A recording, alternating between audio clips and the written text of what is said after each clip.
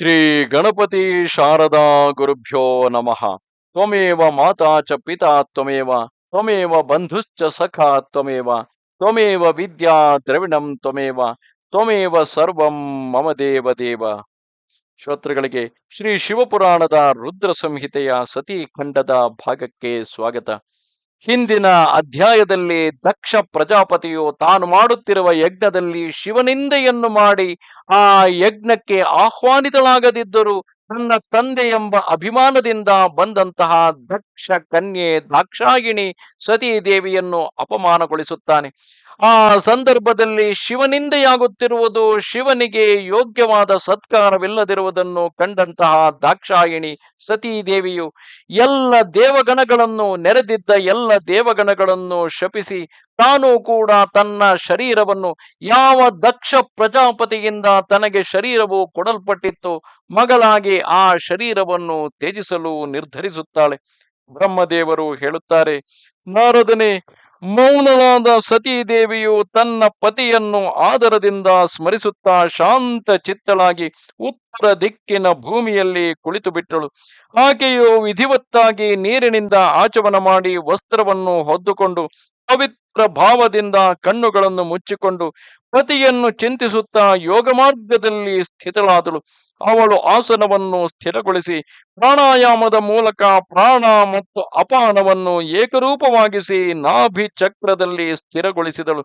ಮತ್ತೆ ಉದಾನ ವಾಯುವನ್ನು ಬಲವಂತವಾಗಿ ನಾಭಿ ಚಕ್ರದಿಂದ ಮೇಲಕ್ಕೆ ಎಬ್ಬಿಸಿ ಬುದ್ಧಿಯೊಂದಿಗೆ ಹೃದಯದಲ್ಲಿ ಸ್ಥಾಪಿಸಿದಳು. ಅನಂತರ ಶಂಕರನ ಪ್ರಾಣವಲ್ಲಭೆ ಅನಿಂದಿತೆಯಾದ ಸತಿಯು ಆ ಹೃದಯ ಸ್ಥಿತ ವಾಯುವನ್ನು ಕಂಠ ಮಾರ್ಗದಿಂದ ಭ್ರುಕುಟಿಯ ಮಧ್ಯದಲ್ಲಿ ಒಯ್ದಳು. ಹೀಗೆ ದಕ್ಷನ ಮೇಲೆ ಕುಪಿತಳಾಗಿ ತನ್ನ ಶರೀರವನ್ನು ತ್ಯಜಿಸುವ ಇಚ್ಛೆಯಿಂದ ಸತಿಯು ಸಂಪೂರ್ಣ ಅಂಗದಲ್ಲಿ ಯೋಗ ಮಾರ್ಗಕ್ಕನುಸಾರ ವಾಯು ಮತ್ತು ಅಗ್ನಿಯನ್ನು ಧಾರಣೆ ಮಾಡಿದಳು. ನಂತರ ತನ್ನ ಪತಿಯ ಚರಣಾರವಿಂದಗಳನ್ನು ಚಿಂತಿಸುತ್ತಾ ಸತಿಯು ಇತರ ಎಲ್ಲ ವಸ್ತುಗಳನ್ನು ಮರೆತು ಬಿಟ್ಟಳು. ಆಕೆಯ ಚಿತ್ತವು ಯೋಗ ಮಾರ್ಗದಲ್ಲಿ ಸ್ಥಿತವಾಗಿತ್ತು. ಆದ್ದರಿಂದ ಅಲ್ಲಿ ಆಕೆಗೆ ಪತಿಯ ಚರಣಗಳಲ್ಲದೆ ಬೇರೆ ಏನೂ ಕಂಡು ಬರಲಿಲ್ಲ. ಮುನಿಶ್ರೇಷ್ಠನೇ, ಸತಿಯ ನಿಷ್ಪಾಪ ಶರೀರವು ಆಗಲೇ ಬಿದ್ದು ಅವಳ ಇಚ್ಛೆಗನುಸಾರ ಯೋಗಾಗ್ನಿಯಿಂದ ಸುಟ್ಟು ಹೋಗಿ ತಕ್ಷಣ ಭಸ್ಮವಾಯಿತು.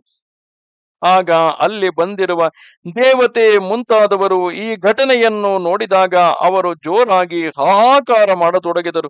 ಅವರ ಆ ಮಹಾನ್ ಅದ್ಭುತ ವಿಚಿತ್ರ ಹಾಗೂ ಭಯಂಕರ ಹಾಹಾಕಾರವು ಆಕಾಶದಲ್ಲಿ ಮತ್ತು ಭೂತಲದಲ್ಲಿ ಎಲ್ಲೆಡೆ ತುಂಬಿ ಹೋಯಿತು. ಅಯ್ಯೋ, ಮಹಾನ್ ದೇವತೆ ಭಗವಾನ್ ಶಂಕರನ ಪರಮ ಪ್ರೇಯಸಿ ಸತೀ ದೇವಿಯು ಯಾರೋ ದುಷ್ಟನ ದುರ್ವ್ಯವಹಾರದಿಂದ ಕುಪಿತಳಾಗಿ ತನ್ನ ಪ್ರಾಣಗಳನ್ನೇ ತೊರೆದು ಬಿಟ್ಟಳಲ್ಲ ಎಂದು ಜನರು ಆಡುತ್ತಿದ್ದರು. ಆಹಾ, ಬ್ರಹ್ಮನ ಪುತ್ರನಾದ ಈ ದಕ್ಷನ ಭಾರಿ ದುಷ್ಟತೆಯನ್ನಾದರೂ ನೋಡಿರಿ.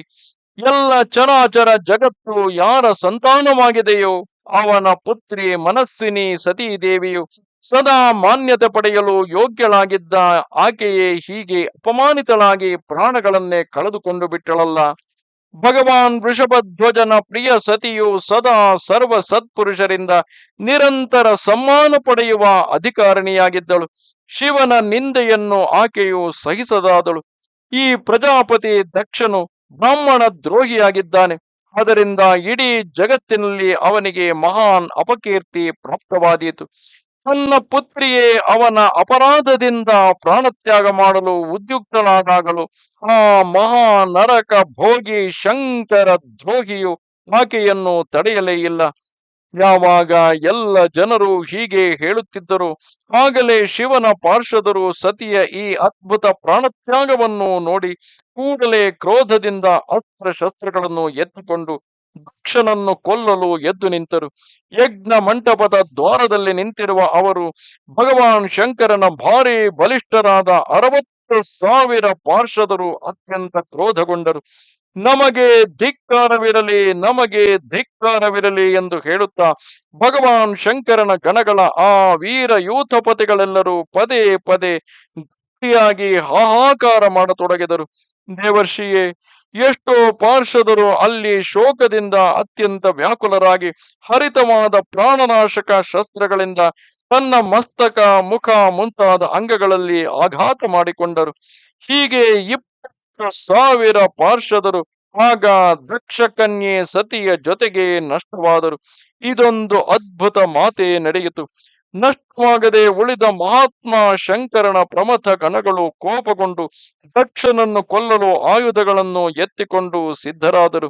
ಮುನಿಯೇ, ಆ ಆಕ್ರಮಣಕಾರಿ ಪಾರ್ಷದರ ವೇಗವನ್ನು ನೋಡಿ ಭಗವಾನ್ ಭೃಗುವು ಯಜ್ಞದಲ್ಲಿ ವಿಘ್ನವನ್ನು ಒಡ್ಡುವವರನ್ನು ನಾಶ ಮಾಡಲು ನಿಯುಕ್ತವಾದ ಅಪಹತ ಅಸುರಾಹ ದಕ್ಷಾಂಸಿ ವೇದಿಷದಃ ಈ ಯಜುರ್ ಮಂತ್ರದಿಂದ ದಕ್ಷಿಣಾಗ್ನಿಯಲ್ಲಿ ಆಹುತಿಯನ್ನು ಕೊಟ್ಟನು. ಭೃಗುವು ಆಹುತಿಯನ್ನು ಕೊಡುತ್ತಲೇ ಯಜ್ಞ ಕುಂಡದಿಂದ ರುಭು ಎಂಬ ಸಹಸ್ರಾರು ಬಹಳ ಪ್ರಬಲ ವೀರರಾದ ಮಹಾನ್ ದೇವತೆಗಳು ಪ್ರಕಟರಾದರು. ಮುನೀಶ್ವರನೇ, ಅವರೆಲ್ಲರ ಕೈಯಲ್ಲಿ ಉರಿಯುತ್ತಿರುವ ಕೊಳ್ಳಿಗಳಿದ್ದವು. ಅವರೊಂದಿಗೆ ಪ್ರಮಥ ಗಣಗಳ ಅತ್ಯಂತ ವಿಕಟ ಯುದ್ಧವಾಯಿತು. ಅದನ್ನು ಕೇಳಿದವರ ರೋಮಗಳು ನಿಮಿರಿ ನಿಂತಿರುತ್ತಿದ್ದವು. ಬ್ರಹ್ಮತೇಜದಿಂದ ಸಂಪನ್ನರಾದ ಮಹಾವೀರ ಆ ರುಭುಗಳ ಏಟುಗಳು ಎಲ್ಲೆಡೆಯಿಂದ ಬೀಳುತ್ತಿರುವಂತೆ ಪ್ರಮಥ ಗಣಗಳು ಹೆಚ್ಚಿನ ಪ್ರಯಾಸವಿಲ್ಲದೆ ಓಡಿ ಹೋದರು. ಹೀಗೆ ಆ ದೇವತೆಗಳು ಶಿವಗಣಗಳನ್ನು ಕೂಡಲೇ ಓಡಿಸಿಬಿಟ್ಟರು. ಈ ಅದ್ಭುತ ಘಟನೆಯು ಭಗವಾನ್ ಶಿವನ ಮಹಾಶಕ್ತಿಮತಿ ಇಚ್ಛೆಯಿಂದಲೇ ನಡೆಯಿತು. ಇದೆಲ್ಲವನ್ನು ನೋಡಿ ಋಷಿಗಳು, ಇಂದ್ರಾದಿ ದೇವತೆಗಳು, ಮರುದ್ಗಣರು, ವಿಶ್ವೇ ದೇವರು, ಅಶ್ವಿನಿ ಕುಮಾರರು, ಲೋಕಪಾಲರು ಸುಮ್ಮನಿದ್ದರು. ಎಲ್ಲರೂ ಎಲ್ಲ ಕಡೆಯಿಂದ ಬಂದು ಅಲ್ಲಿ ಭಗವಾನ್ ವಿಷ್ಣುವಿನಲ್ಲಿ ಹೇಗಾದರೂ ಈ ವಿಘ್ನವು ದೂರವಾಗಲಿ ಎಂದು ಪ್ರಾರ್ಥಿಸುತ್ತಿದ್ದರು.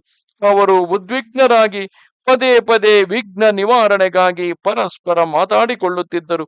ಪ್ರಮಥ ಗಣಗಳು ನಾಶವಾಗಿದ್ದರಿಂದ ಮುಂದೆ ಆಗುವ ಪರಿಣಾಮವನ್ನು ಚೆನ್ನಾಗಿ ವಿಚಾರ ಮಾಡಿ ಉತ್ತಮ ಬುದ್ಧಿಯುಳ್ಳ ಶ್ರೀ ವಿಷ್ಣುವೇ ಮೊದಲಾದ ದೇವತೆಗಳು ಅತ್ಯಂತ ಉದ್ವಿಗ್ನರಾಗಿದ್ದರು.